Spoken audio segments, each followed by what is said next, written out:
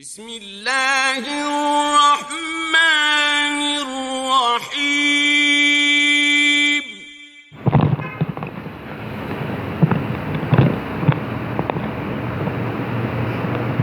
السلام علیکم ورحمۃ اللہ وبرکاتہ۔ بسم اللہ الرحمن الرحیم۔ عن عمرو بن حزم رضی اللہ تعالی عنہ قال قال رسول اللہ صلی اللہ علیہ وسلم ما من مومن يعزي اخاه بمصیبت الا کساه اللہ سبحانہ من حلل الکرامت یوم القیامہ، رواہ ابن ماجہ۔ محترم حضرات، سنن ابن ماجہ کی ایک حدیث آپ حضرات کے سامنے پیش کی گئی ہے، اور اس حدیث کے راوی صحابی رسول عمرو بن حزم رضی اللہ تعالیٰ عنہ۔ عمرو بن حزم رضی اللہ تعالیٰ عنہ غزوہ خندق اور اس کے بعد دیگر غزوات میں شریک رہے، اور نبی صلی اللہ علیہ وسلم نے ان کو اہل نجران کے لیے عامل بنا کر بھیجا تھا۔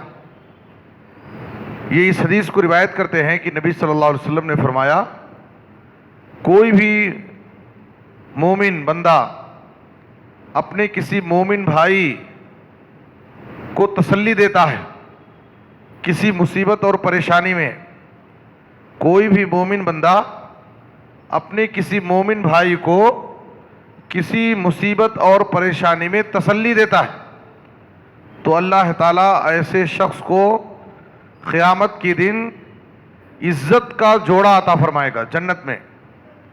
اللہ تعالیٰ ایسے شخص کو قیامت کے دن جنت میں عزت کا جوڑا عطا فرمائے گا، جو بڑے شرف، بڑی سعادت اور بڑی عزت کی بات ہوگی۔ ایک مسلمان مومن بھائی کو تسلی دینا کسی بھی مصیبت اور پریشانی میں، ظاہر ہے کہ ہر انسان کی زندگی میں مختلف طرح کی پریشانیاں ہوتی ہیں۔ کوئی بیماری میں پریشان ہے، نبی صلی اللہ علیہ وسلم بیمار آدمی کے پاس جاتے تو آپ صلی اللہ علیہ وسلم بیمار کو تسلی دیتے اور کہتے لا باس طہور انشاءاللہ، گھبرانے کی ضرورت نہیں ہے، فکر کرنے کی ضرورت نہیں ہے، تم اللہ چاہا تو بہت جلد شفا پا جاؤ گے، اللہ تعالیٰ تم کو بہت جلد شفا دے دے گا، گھبرانے کی ضرورت نہیں ہے۔ تو آپ صلی اللہ علیہ وسلم ایک مریض بیمار انسان کو جو بیماری سے پریشان ہے اسے تسلی دیتے تھے، لا باس طہور انشاءاللہ۔ کوئی بچوں کے علاج و معالجے میں پریشان ہے، تو کوئی شادی بیاہ کے مسئلے میں پریشان ہے، بچیوں کے رشتے کے مسئلے میں پریشان ہے، کوئی قرض کے بوجھ تلے دبا ہوا ہے، بہت بڑا مقروض ہو چکا ہے، کوئی تجارت کے مسئلے میں پریشان ہے، طرح طرح کی پریشانیاں انسان کی زندگی میں ہیں۔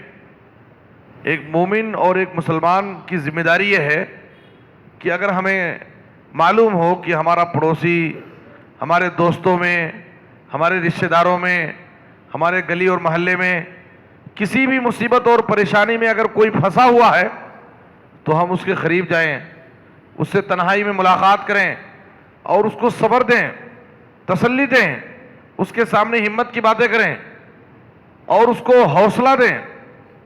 ہو سکتا ہے کہ ہماری حوصلہ افزا باتیں اس کے لیے تسلی کا سامان ہو، اس کا غم ہلکا ہو جائے اور اس کا ٹینشن ختم ہو جائے اور چین و سکون کے ساتھ وہ زندگی گزار سکے۔ یہ بہت بڑی چیز ہے۔ کتنے ایسے لوگ مصیبتوں میں، پریشانیوں میں گھرے ہوئے ہیں، طرح طرح کے مسائل ان کی زندگیوں میں ہیں، اور وہ تنہائیوں میں اپنے غم کو لے کر کے زندگی گزار رہے ہیں اور گھٹ گھٹ کر زندگی گزار رہے ہیں، کوئی ان کو تسلی دینے والے نہیں۔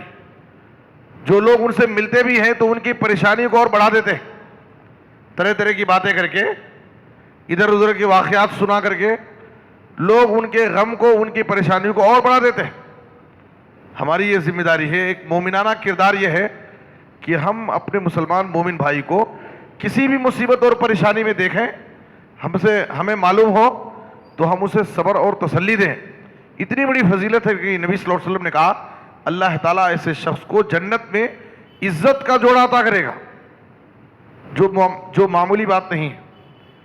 کسی کے ہاں موت ہو گئی، موت ایک بہت بڑی مصیبت ہے، اس کے کسی عزیز کا انتقال ہو گیا تو ہم اس کو تسلی دیں۔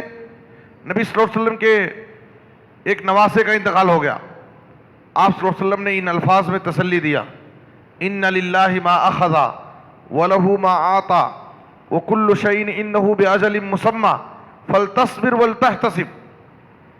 آپ نے کہا کہ اللہ ہی کا ہے جو وہ دے اور اسی کا ہے جو وہ لے لے، سب کچھ اللہ کا ہے اور ہر چیز کا ایک اللہ کے پاس وقت مقرر ہے۔ اس لیے اگر کسی عزیز کا انتقال ہو گیا تو اس کے غم میں، اس کی جدائی میں ہمیں صبر کرنا چاہیے اور اللہ سے اجر و ثواب کی امید رکھنا چاہیے۔ خود نبی صلی اللہ علیہ وسلم کے بیٹے ابراہیم کا انتقال ہوا مدت رضاعت میں، بچہ ابھی دودھ پی رہا تھا، 16 مہینے کا بچہ تھا۔ نبی صلی اللہ علیہ وسلم نے اس وقت بچے کے غم میں آپ صلی اللہ علیہ وسلم نے کہا ان العین تدمع والقلب يحزن ولا نقول الا ما يرضى ربنا وإنا بفراقك یا ابراہیم لمحزونون۔ ہماری آنکھیں اشکبار ہیں، آنکھوں سے آنسو جاری ہیں، دل غمگین ہے، لیکن ایسے صدمے میں بھی ہم اپنی زبان سے رب کی رضا کے خلاف کوئی بات نہیں بولیں گے، اللہ رب العالمین پر اعتراض نہیں کریں گے، تقدیر پر اعتراض نہیں کریں گے۔ ایسے غم میں بھی ہم وہی بات زبان سے نکالیں گے جو رب کو راضی کرنے والی بات ہو۔ اور اے بیٹے ابراہیم، تیری جدائی پر ہم کو بڑا غم ہے۔ نبی صلی اللہ علیہ وسلم نے اسی باتیں اپنی زبان سے ادا کی۔ تو صرف موت ہی نہیں بلکہ کوئی بھی مسلمان بھائی کسی بھی مصیبت اور پریشانی میں پھنسا ہوا ہے، ہم کو معلوم ہوتا ہے تو ہم تنہائی میں اس سے ملاقات کر کے اس کو صبر اور تسلی دیں۔ یہ بہت بڑا فضیلت والا عمل ہے، بہت بڑی نیکی اور ثواب کا کام ہے، اس سے ہم آخرت میں اجر و ثواب کے مستحق ہوں گے۔